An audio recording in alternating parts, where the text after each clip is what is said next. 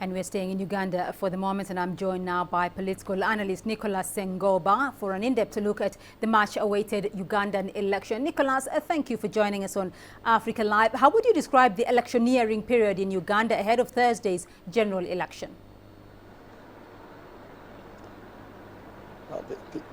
The election period is quite very robust this time around. You have three very strong characters.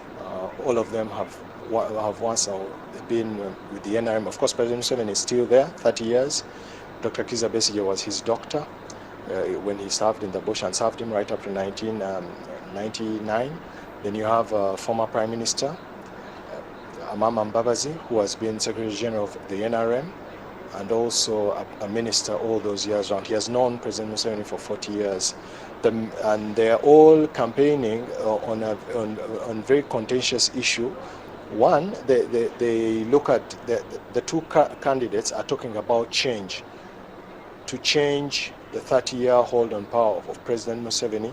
So they feel that they have to interrogate the failure to deliver social services, right, the weaknesses in the economy, the opening of the democratic space. And then President Museveni insists that all is well, we are making steady progress.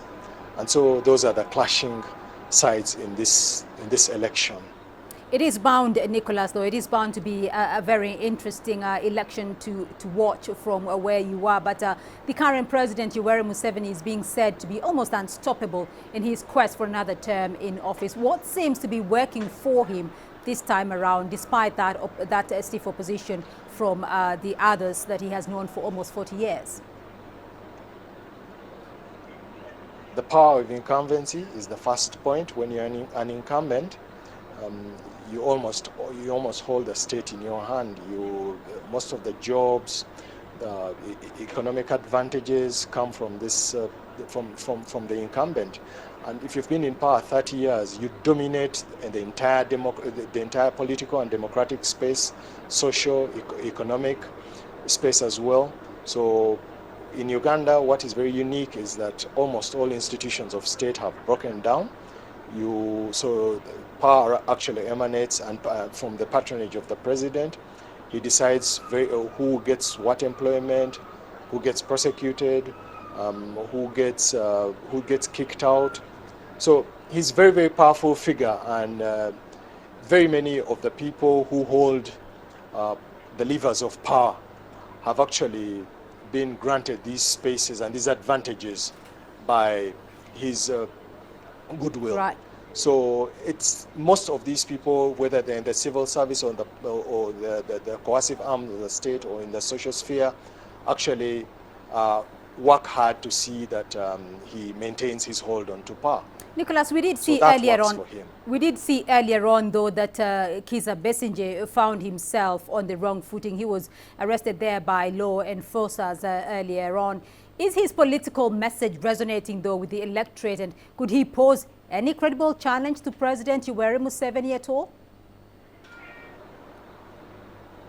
The first one, his message resonates with a certain class of people, because his message is that Uganda has retrogressed in the provision of social services. The economy is almost stagnating or retrogressing.